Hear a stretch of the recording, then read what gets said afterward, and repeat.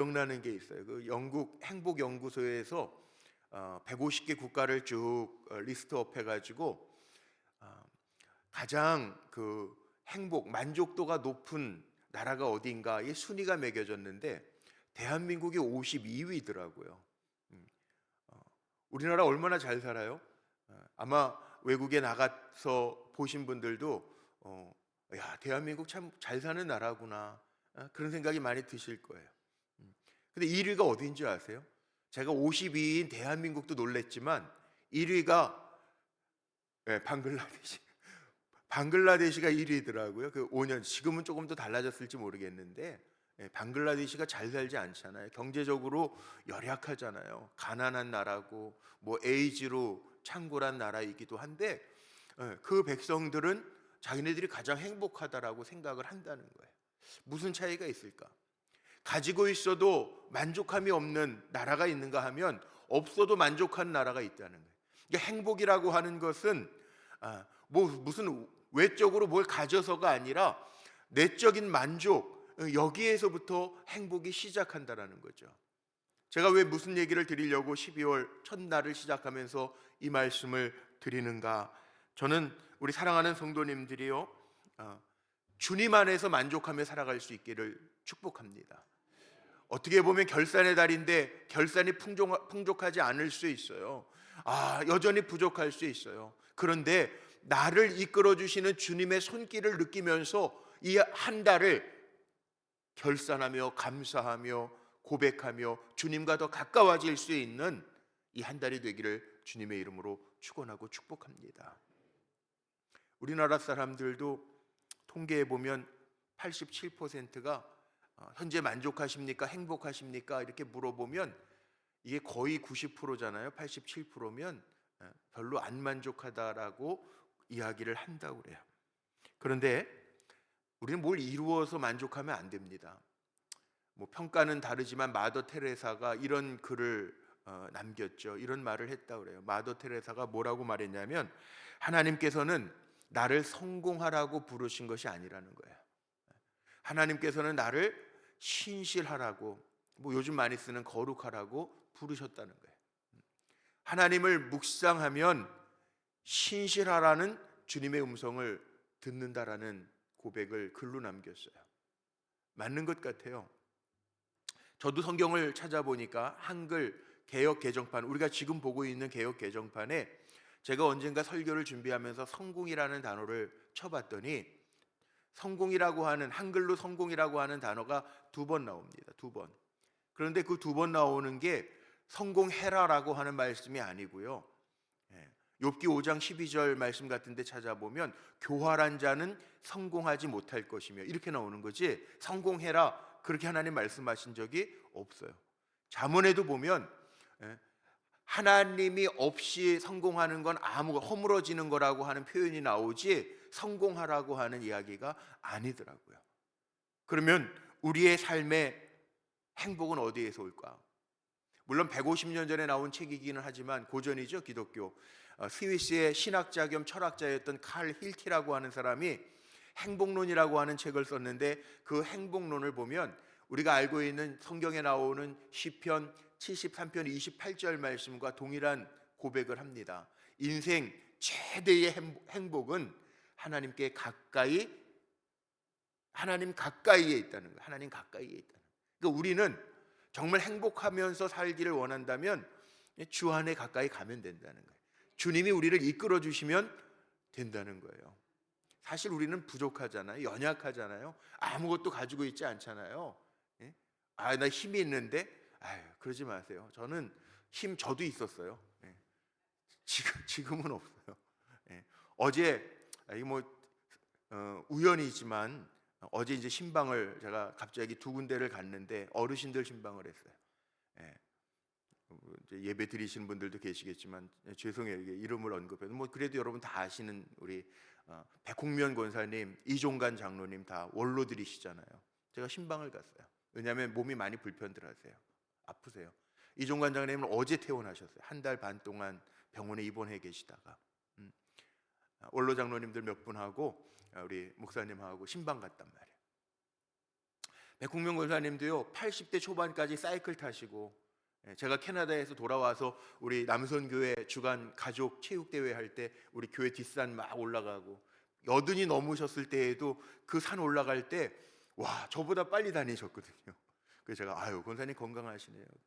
근데요 나이 이기는 장사 없. 옛날에 할머니 할아버지들이 말씀하시던 말씀들이 가만히 보면 틀린 게 없다고요. 나이 이기는 장사 없다 그러잖아요. 예, 예. 연세가 많으시니까 불편해. 눈도 한쪽 눈이 백홍명 권사님 안 보이세요. 예. 따님이 이렇게 붙들고 다니셔야 돼요. 예. 우리 부인 되신 엄승희 권사님은 요양원병원에 계세요. 예. 그래도 저한테 그런 얘기해요. 사이가 좀 안 좋으세요. 워낙 꼿꼿하시고 무서워요 백홍명 권사님이. 근데 아내도 병들고 자기도 이제 병들고 약해지시니까 부부가 잘 화해했다고. 근데 그 모습이 저는 아름답더라고요. 육신은요 자랑할 거 없어요. 다 약해요. 우리 이종관 장로님도 우리가 막 웃었어요. 죄송해요 이런 표현 써서. 우리 이종관 장로님도 86이시거든요. 38년생이시거든요. 80대 초반까지만 해도 정말 건강 자신 있으셨다는 거예요. 근데 어제 뵀는데 한 달 반 병원에 계시면서 땅땅하시잖아요. 근데 7kg가 빠지셨다는 거예요. 제가 이렇게 다리도 만져보고 그랬는데 근육도 다 빠졌어요. 제가 돌아오면서 하나님 제가 무슨 기도했겠어요. 인생이라는 게 이런 거죠. 이게 다윗도 솔로몬 아들에게 열왕기상 말씀 3장에 보면 유언을 하면서 무슨 얘기합니까? 다 사람은 인간의 가는 길로 간다는 거예요. 그러니까 여러분 우리는 살아가면서 힘 자랑하지 말고, 우리가 무슨 결산을 한다고 해서 12월 달 결산의 달이면, 교회력으로 결산의 달이면 우리가 건강한 거 뭐 가지고 있는 거 셈하면서 자랑할 겁니까? 아니라는 거예요. 오늘 말씀의 제목이 뭔지 아세요? 혹시 다 잊어버리셨을 텐데 오늘 말씀의 제목이 뭐죠? 이게 인간이에요. 10분도 안 지났어요. 그런데 까먹잖아요. 한 번만 따라해보죠. 믿는 자의 행복. 우리 믿는 자들의 행복이 뭐냔 말이에요. 결산하면서 내가 가지고 있는 거, 주머니에 있는 거, 건강한 거, 이걸 행복이라고 생각하신다면 천만의 말씀, 만만의 말씀입니다. 저하고 여러분은요, 우리 믿는 자들의 행복은 뭐냐? 오늘 말씀 속에 뭐라고 이야기하고 있습니까? 저는 이거라고 생각해요. 하나님만이 우리에게 참된 행복이기 때문에 오늘 말씀 속에 나오는 것 보면요, 15절에 이 세상이나 세상에 있는 것들을 사랑하지 말라. 누구든지 세상을 사랑하면 아버지의 사랑이 그 안에 있지 아니하니. 한 해 살면서 야 어려운데 나 이렇게 했어 저렇게 했어, 이 세상의 것들을 사랑하고 자랑하지 말라는 거예요. 그러면 하나님의 사랑 안에 있는 것이 아니라는 거예요. 17절 보세요.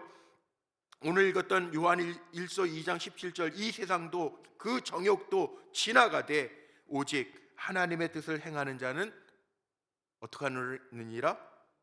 영원히 거하느니라. 지나가는 것들이 있어요. 자, 어리석은 사람은요, 지나가는 것, 없어질 것 붙들고 그거 영원한 것처럼 생각하는 사람이 어리석은 자예요. 그런데요, 믿는 자들의 행복이라고 하는 게 뭐냐? 그건 다 지나가지만 하나님의 뜻 가운데 거하는 것, 이것이 행복이라는 거예요. 요한 1서는 사도 요한이 썼습니다. 우리가 사도 요한을 가리켜서 뭐라고 이야기하냐면 사랑의 사도라고 이야기를 합니다. 사도 요한이 주장하는 인생의 행복은 하나님의 사랑 안에 거하는 거예요. 사도 바울이 이야기하는 하나님의 뜻 뭐냐? 행복은 뭐냐? 항상 기뻐하라, 쉬지 말고 기도하라, 범사에 감사하라, 이는 그리스도 예수 안에서 너희를 향하신 하나님의 뜻이니라. 사도 바울이 주장하는 행복론은 그거예요. 항상 기뻐하면서 감사하면서 하나님 앞에 기도하고 구하면서 살아가는 거, 이게 행복한 사람이라는 거예요. 사도 요한은 오늘 요한 1서에서 이야기하는 것처럼 사랑에 대해서 얼마나 많이 이야기합니까? 그래서 요한 1서 4장 8절 같은 데 보면 하나님은 사랑이시라, 뭐 이런 말씀 있잖아요. 하나님은 사랑이시라. 우리가 뭘 주목하면서 살아야 되는가? 우리가 뭘 사랑하면서 살아야 되는가? 우리가 뭘 결산하면서 살아야 되는가? 뭐니 해도 머니가 최고예요, 그러시는 분들이 있는데 아닙니다. 모세를 한번 보세요. 히브리서 11장 믿음장에 보면 많은 사람들의 신앙의 고백이 담겨 있는데, 믿음의 선조들의 이름들이 담겨져 있는데, 모세는요 뭐라고 평가하고 있냐면, 믿음으로 모세, 우리 믿음의 사람들이 찾아야 할 행복이 뭐냐 하면, 모세는 믿음으로 살아가면서 공주의 아들로 살아가면 모든 걸 다 누릴 수 있지만 그것을 거절하고 도리어 25절 화면에 있는 거 같이 읽어볼까요? 시작. 하나님의 백성과 함께 고난받기를 잠시 죄악의 낙을 누리는 것보다 더 좋아하고, 그리스도를 위하여 받는 수모를 애굽의 모든 보화보다 더 큰 재물로 여겼으니 이는 상 주시는 이를 바라봅니다. 이 믿음장이 왜 쓰여졌을까요? 믿음의 선조들의 행적을 왜 말하고 있을까요? 너희도 그렇게 살아가면서 행복을 추구하라는, 애굽에 있는 모든 보화를 갖는 것보다 상 주시는 하나님을 바라보면서 살아가는 것이 믿음의 사람들의 가져야 할 행복론이라고 하는 것을 우리에게 보여주고 있는 말씀이에요. 제가 그런 표현을 많이 합니다. 새벽에 특별히 설교할 때 제가 그런 표현 많이 쓰죠.